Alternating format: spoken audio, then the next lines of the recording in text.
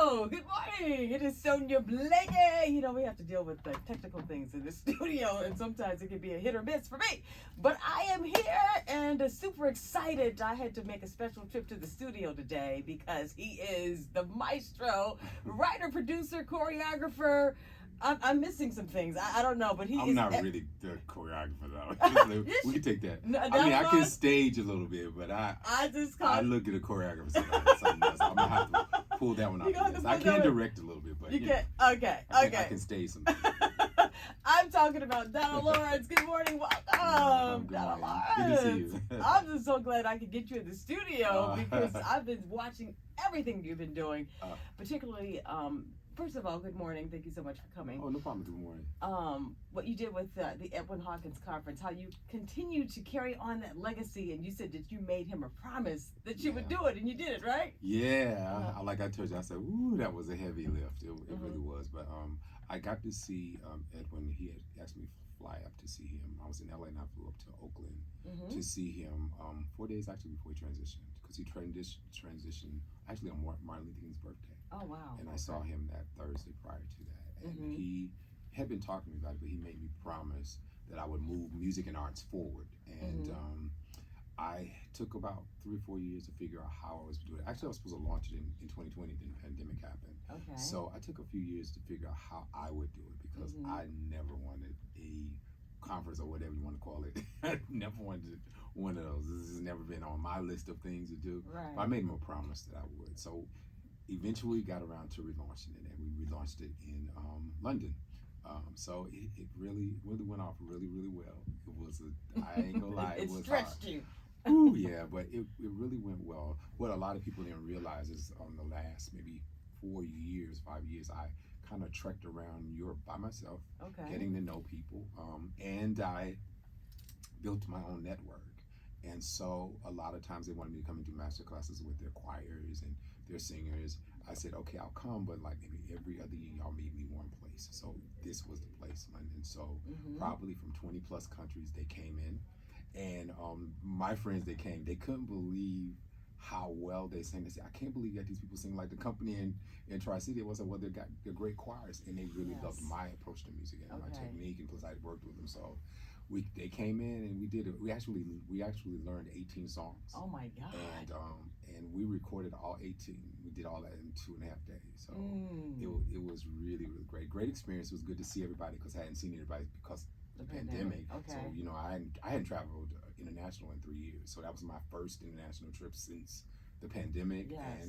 It really went really well. Really, I enjoyed it. It's 2.5 days. We'll do it every other year, but in Europe. Probably will sit in Scandinavia for a while. But yeah, it was cool. I got through it. Now I understand it. So for me, I'm always nervous about a first time, but once I get it and understand the nuts and bolts, so I got it now. Wow, you did it the Donald Lawrence way, and that's why it worked out. But Donald, when I look at you and the special relationships you have, it seems like that. You've really attached yourself to people that have done it well. So when you think about Edwin Hawkins, Walter Hawkins, Andre Crouch, and Richard Smallwood, and Twinkie Clark, it's that connection. How did that connection happen for you? It seems like you were the chosen one to carry on these legacies. You know what? I don't know, but I think for me as an artist, I still love who I call the legends, the people that inspire me. They're my musical heroes, and so even as I've come into my own, I wanted to always celebrate them or find a way to make sure they're not forgotten. So and we became friends, and I learned from them. As much as I had my own style, and that I'm always celebrating Thomas Whitfield. I wish I had got to know him more. I know the choir, and I have worked with them, but like Tom Whitfield, Andre, Twinkie, Richard, Walter, and Edwin. I celebrate them all the time, and I want to make sure that people don't forget they were just brilliant. I can't stress that enough. Like, when I looked at all different, and the brilliance of music and art that they brought to us, especially to me in the 80s, that's like my favorite time of music, period. Not just gospel. The 80s, okay. Oh my God. 80s and maybe the early 90s, but then I came in the early 90s, so, But, they were, and I learned things from them. One of the special things that I think I learned from Andre and Sandra is they told me that when you go to Europe, if you take the time to be friends, not just from the stage, they will be with you forever. So I took that to heart, and I went to Europe.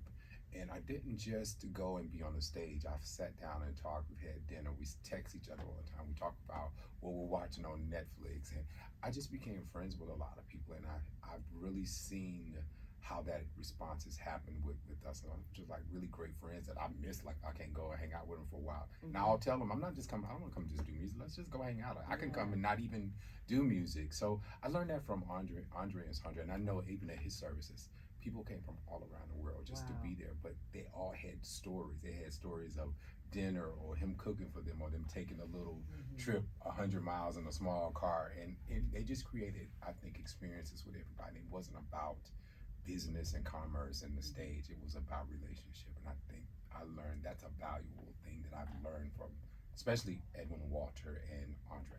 You know? That's great. Here with Donald Lawrence, going to come back and talk about the tribute to Twinkie Clark, who he is a big fan of. Oh, absolutely. And there's no secret about that. We're going to come back with Donald Lawrence and hear some of his great music, because he's a legend himself, okay? We're going to come back right here on The Morning Show. Bird Miles. Actually, Donald Lawrence was telling me that she was actually one of the singers, right? Yeah, the new Evan Hawkins singers. Lena was one of the singers. Wow. Yeah. Was she there with you in London? No, she wasn't in London. She didn't make it this time? No, she didn't make it to London, no. I get it. It's an incredible talent and just a beautiful person, beautiful spirit and all that. Yeah. Yep. Yeah. Here with Donald Lawrence, everybody! Hey. I consider him a friend. Oh, absolutely. What are you talking about? I consider him a friend. He is an awesome songwriter, producer, above so many other things. And we're talking about music. And while we were in break, Donald, you mentioned something about gospel music being at the core of so many other genres of music. Like we don't really get the credit that we deserve in gospel music. Yeah, I kind of say that all the time. I say that, gospel music is at the core of all music, especially American music, is at the core of rock. That came from it. Jazz, ragtime, all of it came from gospel. It was at the core of it. And I think that, it doesn't get the platform like it should based on what it is. And also too, I'm always saying, you got to give us credit too. I mean, I did study, but what I will say is, a lot of my study also came in church, and they need to give church credit. I always say the church is a non-accredited music conservatory. I love that. It has given us the best artists, singers, and musicians in the world. I will say that, and nobody can not doubt it. It has. So I'm like, we don't think we just woke up and heaven hit us and we just had it. We worked really hard while some people were out playing this. We was in choir rehearsal, so I was like, we studied just as hard as Michael, as Beyonce, as Prince, and everybody else that does it, that are masters at their art. We're masters because we put the same amount of time in. Amen. So, that's good. I celebrate to all the people, and even some of them started in church. So you can't even you can't even take that away from some of what you got. Again, it came from them singing in the choir. The choir in the church. Let me even close it in. The choir has been a conservatory for how most singers have done what they do, from Whitney to Aretha. We all got it. Kelly Price, Fantasia. All of it. And then the ones who were inspired, all the singers that were inspired by Whitney, you had to be inspired from church because that's where she came from. So what she got her skill set from learning from her mom and then being in church. And of course her mom was choir director. So I think that people don't give gospel and the choir and the church its credit for the gifts that it brought forth. It's pretty much a non-accredited conservatory. I love that. And I even had Kim in the studio, the artist Kim. Oh, yeah. He said that he came up singing in the choir. Most people did. Yeah. You ask them all, and most started in the choir. Even Snoop said he sung in the choir. Yeah. So, even rappers. But gospel's even at the core of hip-hop. It's at the core of everything.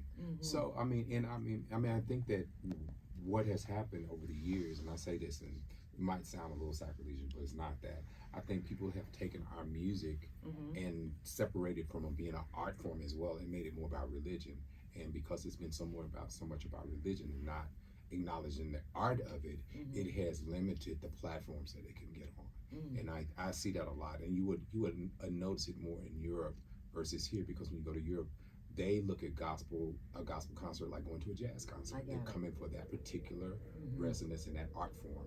And I think in America, we've made it so much about religion that people can't step back and just see the beautiful art that it is as well. So I'm always trying to position it some way, like you were just talking. We did the Cincinnati Symphony Orchestra did a concert with them. It was a sold out concert, and of course I went to school in Cincinnati. So for me, it was a big reunion, but it was just good to see gospel on that platform as well. So I think that I hope that we can get to the place, especially in the future, that people can really look at gospel also as the gospel music as an art form, like they look at jazz or opera or anything else, and it can get on other platforms. You know, it doesn't have to be separated. Right, because they'll catch the message, they'll catch the spirit of it. We don't have to do nothing. I don't have to do anything. I think that you lift him up and he draws. I don't need to draw him. I just lift him up. You know, so just let me just do what I do, and I'll let him do the drawing. That's however, good. whenever he feels he needs to do it. Yeah.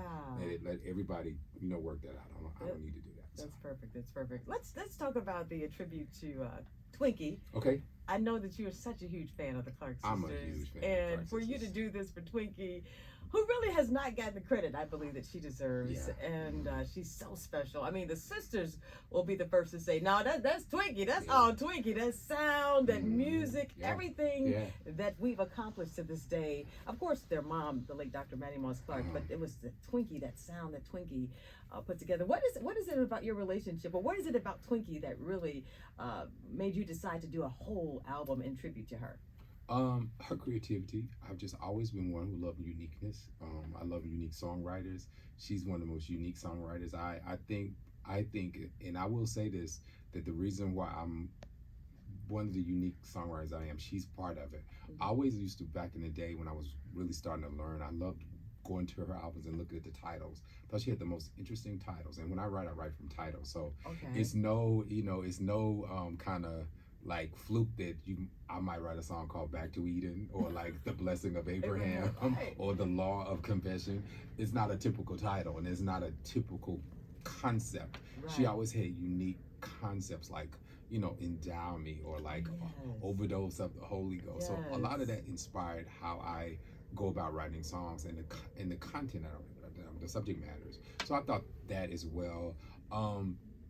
I just think she's just a brilliant person. I mean, and I really studied her a lot, along with some others, not just her, but she was one person that I studied for a specific side of my talent. And I just wanted to celebrate her. And when I worked on the Clark Sisters movie, having to redo all of that music for the movie, because we did it from scratch, I forgot how well I knew it. Like, I really knew exactly how to reimagine it as is if it was. So I said, in the tribute to Twinkie, I'm going to go back to this one album. This album that came out in 1981. It was just, it's just a genius record. It was called Power.